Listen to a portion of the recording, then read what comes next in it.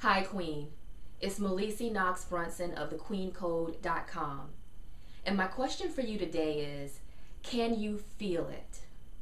I'm talking about the special energy that's on this planet right now. Something big is on the horizon. We're getting ready to turn a major page in our history and in our lives. And for the queens right now, we're all at a major crossroads. We're all experiencing some major changes and some big shifts. There's a higher calling in the spirit asking us to step up. And if we say yes to that call, there's some really deep inner transformation that we're all going through right now. There's a lot of things that are beginning to separate from us. Old relationships are coming to an end. We're beginning to let go of mindsets and attitudes and behaviors that cannot reflect our highness. As we really begin to step up and ascend and really grab hold of this queen energy that's flooding this planet right now, we're experiencing a rebirth.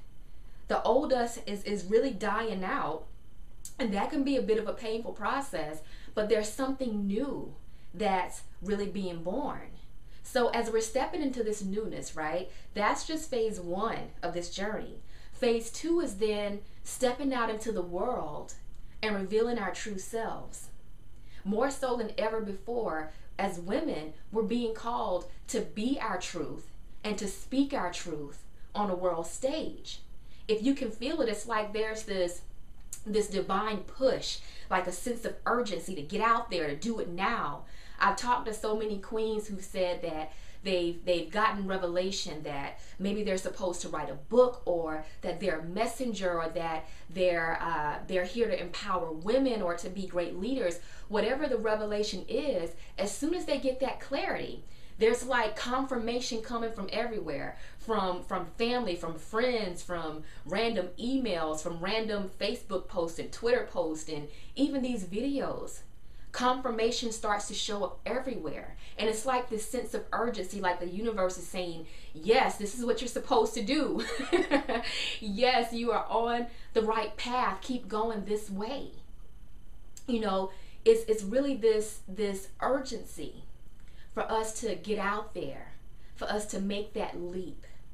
Queen, we're being called to use our wings, and we're being encouraged to fly. And that can be a scary thing, but if we do not heed the call, we'll never know our highest height. We'll never know our true potential, and we'll never own our throne.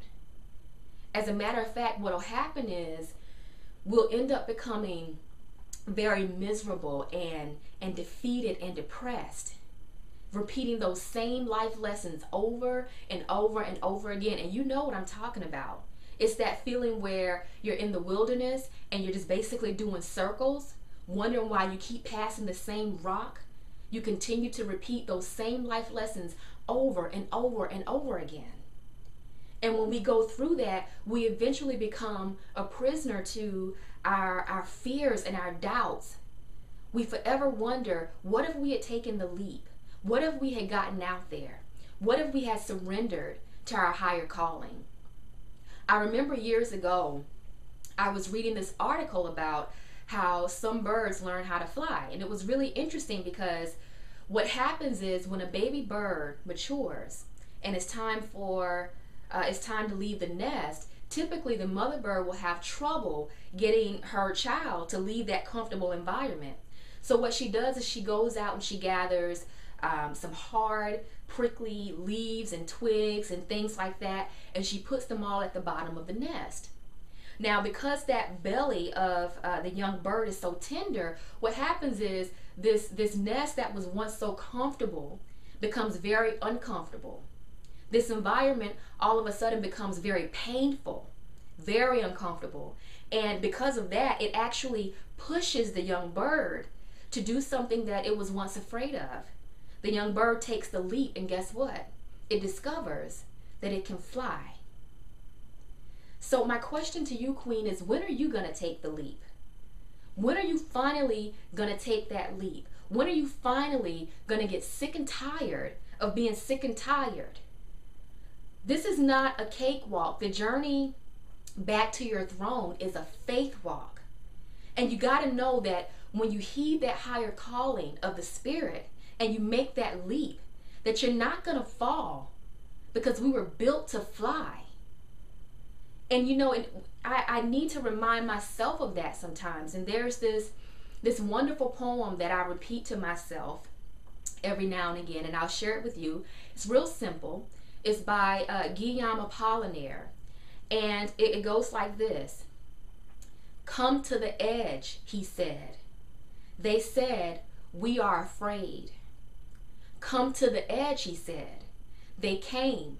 He pushed them, and they flew.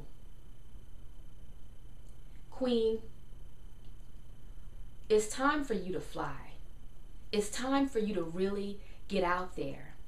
It's time for you to discover who you really are.